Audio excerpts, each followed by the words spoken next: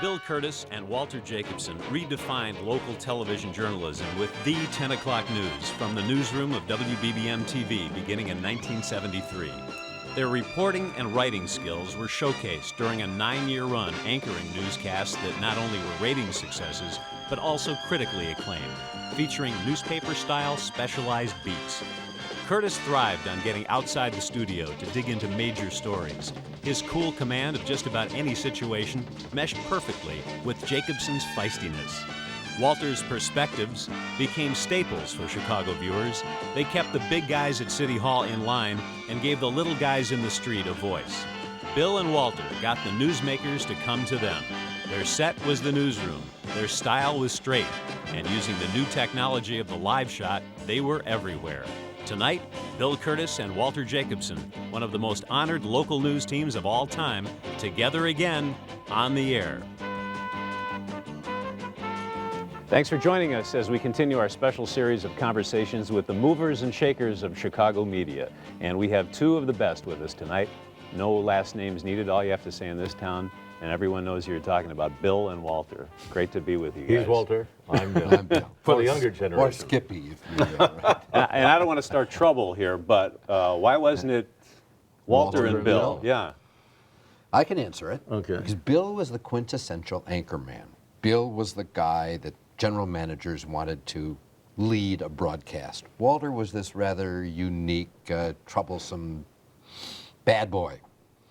And it would have been a mistake to say Walter and Bill, because here was the anchor and here was the oddball. So the anchor goes first. Simple as that. Plus, you had a pretty good reputation by that time. Well, I had been CBS. in the market. You know, I'd been here 4 years, 66 to 70. Had gone off to CBS News and was being brought back from CBS News. And I think I was led to believe it just kind of happened that we put together this, it isn't pretty, but it's real campaign. Walter was in as the perspective, and It sure wasn't pretty, but it sure as hell was real. And so a co-anchor just kind of, and before we even went on the air, why? Seemed like a good idea. Yeah, it seemed natural to do it that way. How do you feel about the fact that so many people still identify you guys together as a team from that period, even to this day? I love it. I love it too. It's great. But I think we may be living in our own wonderful past. I always hear people on the street, very often anyway, saying, my mom and dad used to watch you, and when I was a kid, they would sit me at the dinner table and tell me to pay attention to what you two guys were saying. I don't know if it would still work. Well, we're now into the grandchildren generation. Yeah. And certainly the children, you know, is very, very important in studying or analyzing television viewing, would sit with their parents. And just like today we say the most important way to learn to read is to read with your parents or have the parents read to the child, sitting on the lap in that security. Well, if they're in the living room and the parents are studying and intently listening to what's on television, they're going to transfer. There was no MTV to switch to when you guys started. Well, we had 4 essential stations in town. And was it a good fit with you guys right from the beginning? Did you adapt to one another instantly? You know, I don't even remember how we met.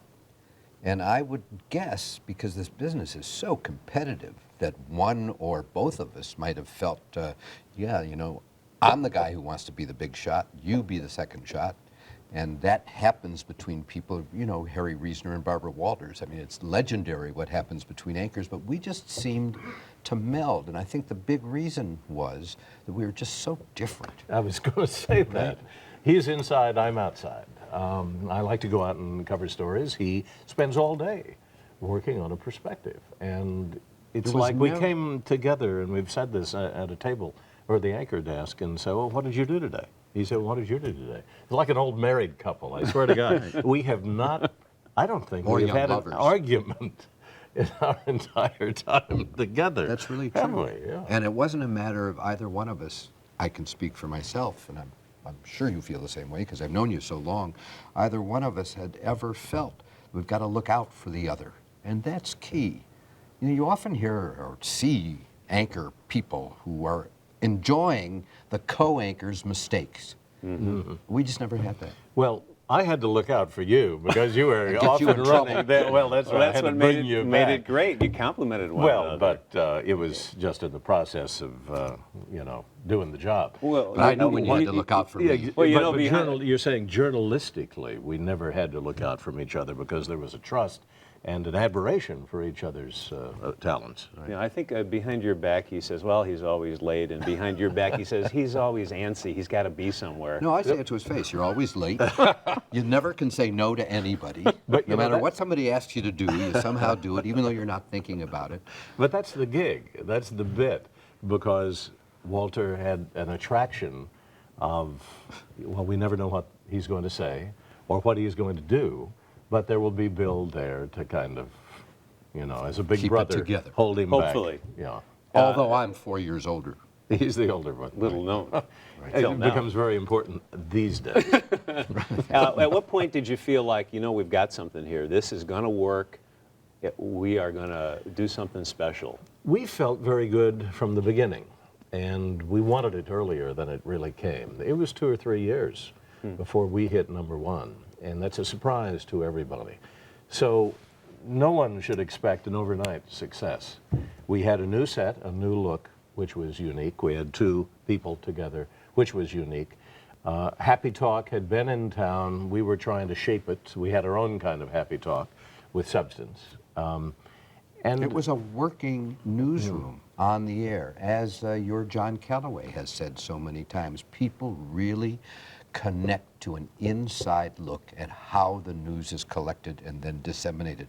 And we were in shirt sleeves with a working newsroom behind us. And if a story broke while we were on the air, a reporter or a producer would run up to the set and give us the news, and we would deliver it. You never got before. criticized for being gimmicky. You never got criticized for Happy Talk. And I always said, when Channel 7 was taking the heat for that, well, really, you guys did more of that than anybody, but it didn't seem to create criticism. Because it wasn't a gimmick. I mean, we really were collecting and delivering the news on the air. And that's what I loved about it. Yeah, we tried to talk about news, for one thing.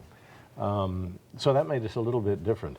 Walter had such a strong niche and identity. Frankly, I had to figure out what I was going to do. Now, I had been a correspondent, and I liked going out on stories, but it wasn't really until we created something called the Focus Unit, where it was investigative reporting and feature reporting, because I enjoy it all, that we're able to brand it, essentially. That's what we would call it today. And started traveling abroad, which was unique and The different. local anchor was not a foreign correspondent. That's right.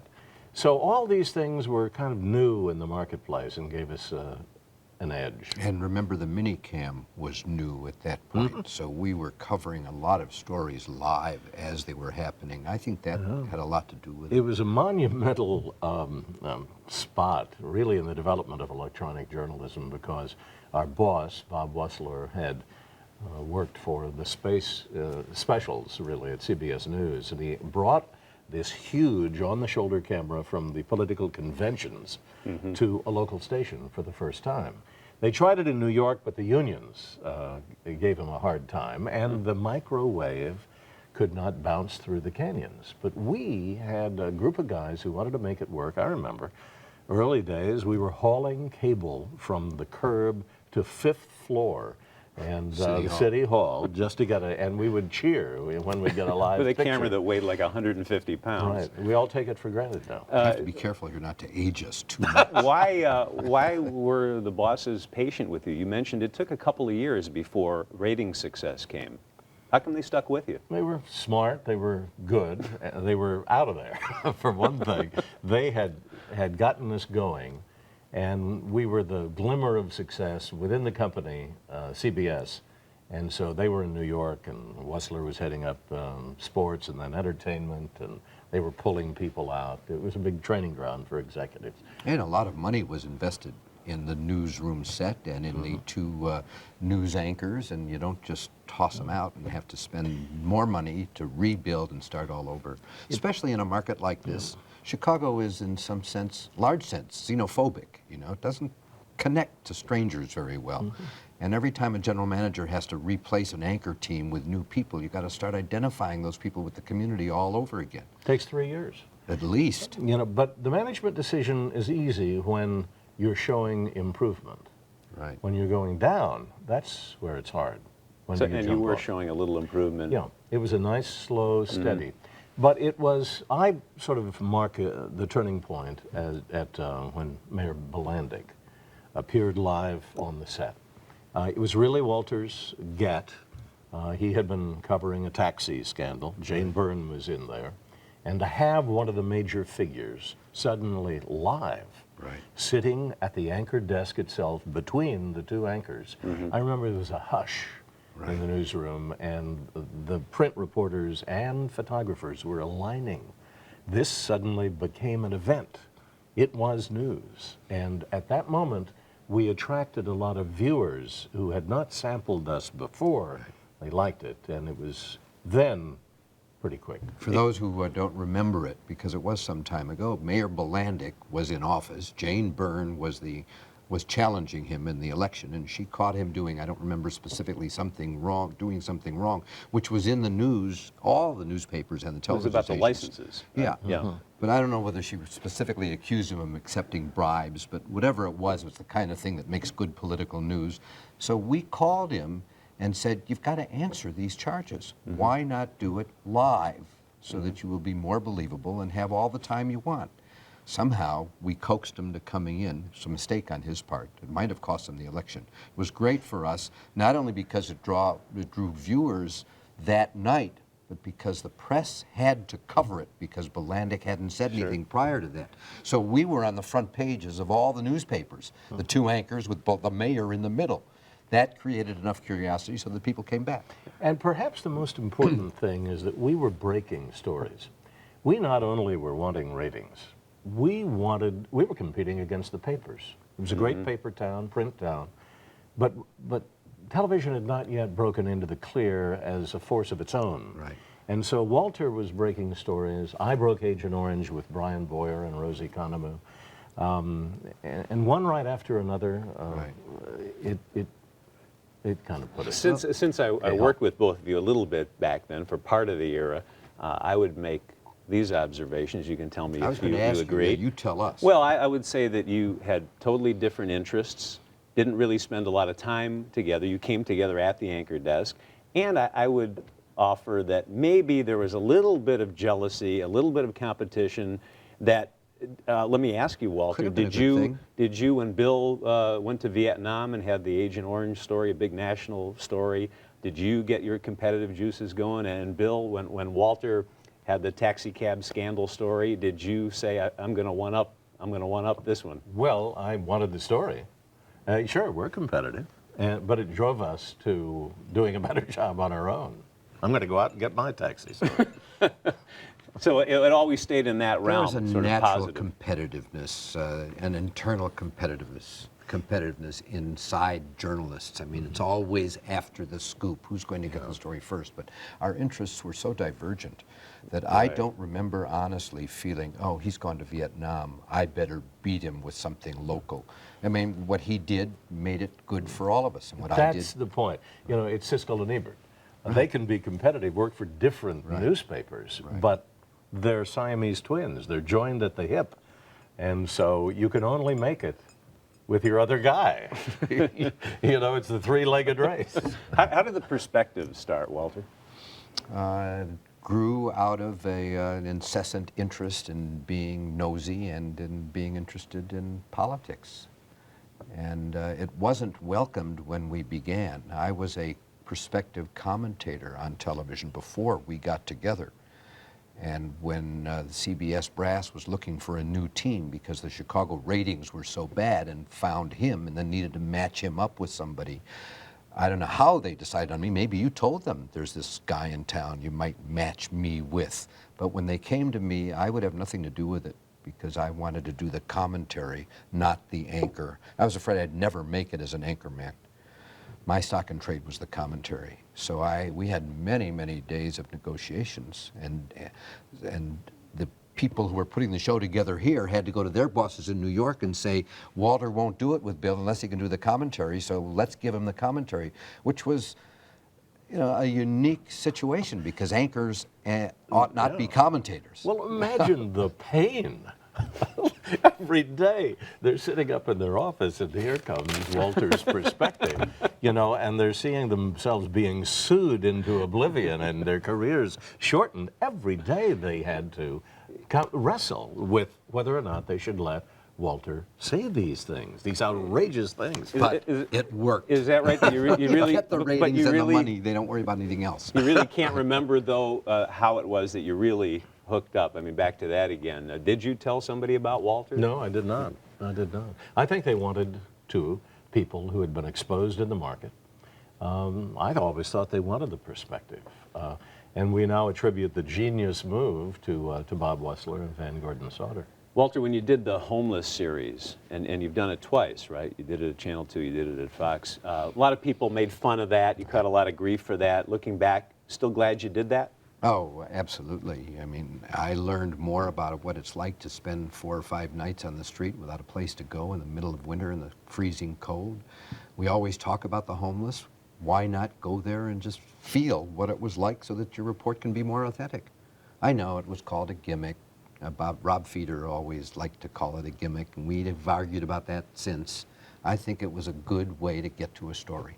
Certainly as good a way as sticking a microphone in front of some guy who's on Lower Wacker Drive and say, what do you think it's like being homeless? We do that all the time, right? Why not go participate? Yeah. Why do you climb trees in Australia to get to the top to see something, right? Well, that's right. Because it's there, he'll tell you. Right, because it's there, but also because the viewer is able to live through you. It's a delicate tool, and you can't use it as some reporter or reporters do on a national scene as a vehicle for your own stardom. Right. You want to use it to gain the experience and report on the experience. So you have to know the line and not abuse it. And you have to be credible first so that you can go with your credibility You're to a a story reporter, like you're not that. a celebrity. When you went to New York, Bill, to anchor the CBS Morning News with Diane Sawyer in what must now seem as the golden age of that broadcast, then you came back here. When you returned to Chicago, were things different for you then? Did things change for you here?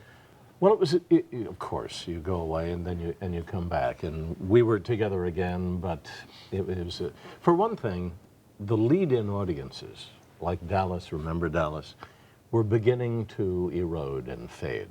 And without an enormous lead-in, why, we were still holding our own. But before, given that advantage, my God, we would jump our ratings into, what, 24 and 25.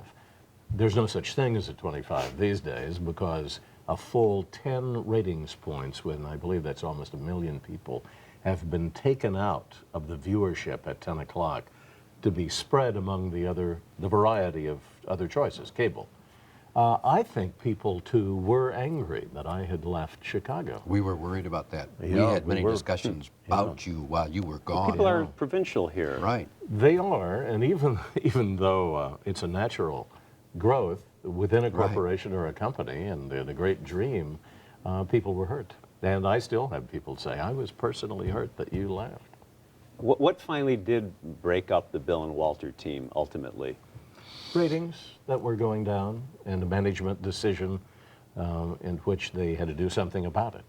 That and I would think this is a more important cause, here were two white guys anchoring a news in a vastly divergent urban community. And it was at the time that the women's movement was gaining in strength and stature, and we just felt as a team, not just us, but the managers too, that we didn't look right anymore. We needed to get a woman in there because I had this commentary perspective going for me. That was my primary interest.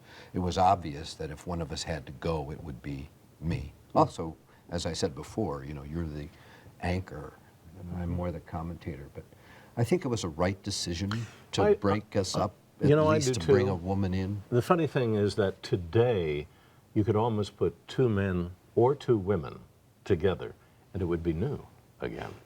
We've kind of gone through. Who would take the chance? Well, that's right. We've gone through that period, and they wouldn't take the chance because of a little thing called the advisors, the consultants. And for consultants, they will cookie cut a newscast all across the country. So tune in and you'll see the same billboards, the same newscast. An older white guy, a younger black woman, and a mixed team of reporters. Nobody would dare take a chance, and maybe nobody ought to. Well, if you're putting together either two last black in the guys or two ratings, white. though, as your station was when you guys started, right? What do you have to lose? Well, that's what everybody says, but you don't. You always have a few more points you can lose. You guys are both known for hard work, dedication to the job, long hours to this day. Does that take a toll on a personal life? How does that go over? I mean, something's got to give there, Well, right? more for him than me because he's on the road so much. I mean, my life in this business has been so confined to Chicago and City Hall that I never have had that problem. The hours are horrible, but we're paid good money, and it's a fun, interesting, good job. So we can't complain about that either. Well, we're doing what we like to do, and that's the greatest job in the world. Personal life, usually it's on children. My children and yours are grown, and they're off with lives of their own. Donna LaPietra, whom I met in the Channel 2 newsroom, She was a producer. has turned into me. I mean, in the sense of working hard and having things going all the time. So I have to pull her back. And if a station called today, offered you a ton of money, and said, "We want you both to anchor our 10 o'clock news or our 9 o'clock news, and bring back the good old days," what would you say? Absolutely, yes. Ton of money is the key phrase there, I think. Walter? I don't know if I'd say this. I love this man. We've been very close in an interesting way for so long. But I am happy with where I am. And I couldn't say, yes, come back with me, because what would I do with Robin? Nor do I know that it would work, but I'm under contract. If somebody said, you two guys are going to start over somewhere, and I was finished with my contract and Fox didn't want me anymore, sure, that'd be great. You've been at Fox nearly 10 years 10 years, now. think of that. What's next for you? You? You? Yeah, I've always wanted to own a bookstore. We've, in fact, once talked about opening one together. still want to own that bookstore. Own a bookstore and great. write a book. I've got a book in me that I should get out somehow. And Bill, you have your own production company. You're the face of A&E Cable. You own half of Kansas now. I'm on a corridor between Kansas and Chicago. What can we expect from you down the road? More. I like covering stories and telling stories, and I just want to do more. And for PBS and A&E and But I still whoever have will a have 'em. daily challenge here Oh. because Fox is a terrific opportunity. It's an hour broadcast. We can do and do what we did that was successful. We just somehow have to get people a little more interested in news. There seems to be a lack of that interest, Yeah. right, in people to Seems see to be. news and politics. But you see, it's the challenge that would draw me back and seduce me back into it. And the challenge is longer, how can we communicate the why to these stories? Crack the kind of headline service of the 10 o'clock news. Or the 9 o'clock. Yeah. So well, you have an hour, and Right. you know that's a good hour, and I think that the reporters and stories reflect that Right. because you do tell longer stories. There's a lot of content, and incidentally, I like a lot of the young people that I see coming up. They're trained well. They know from the minute they hit town what to do in front of a camera, and I think that they showed that given the time, they can after 9/11. They can hold their own with any generation. So I would like to see them given a chance to do a 3-minute story instead of a 1.5, or a 10-minute even, to really tell us something. Sure, having the hour gives us an opportunity to take a story that may not be really visually captivating, spend enough time on it to figure out how to make the pictures work, to tell the story about the budget, say, which may seem boring to most people. But in an hour, you can do that. And that's really important and really good for us as well as the people who are watching, I think. You two do not do these interviews together often. And I don't think we have. When you come together like this, do you feel a little bit of the old spark? Let's go. Yeah. We can do it again. We can do this, Walter. Of course. I really appreciate your being Let's play here two today. tonight and your friendship. We haven't had much time to sit down and talk. There's a very good way to do it. Well, and it's nice memories. And I should say too, you know, I'll always be in debt to you for the help you gave me when I started my television career about 25 years ago. We said, We thought disc you would be jockey? pretty Disc good. jockey. Yeah. WLS. What Right. is he doing Right. in television? Don't start that again. Let's make him into something. We worked on it. See where you wound up? Yeah. Bill will be seeing you on A&E, and Walter will be seeing you on Fox, 9 o'clock news. Right. And when we get going with the new Chicago Tonight, I hope you'll come back. Love Although to. I have the feeling when you're here and the studio's on and the microphones are open that I should just leave. I'm sorry about that. Yeah, me too. No, it's great being with you. You've done so well, and you're an asset to Chicago Broadcasting. Be well, both of you. The best to you. Okay. Thanks. And for all of us at Channel 11 tonight, my thanks to you for watching. We'll see you next time on the air. Now, when do we go on? Stay tuned for a TV2 editorial. Have a pleasant evening.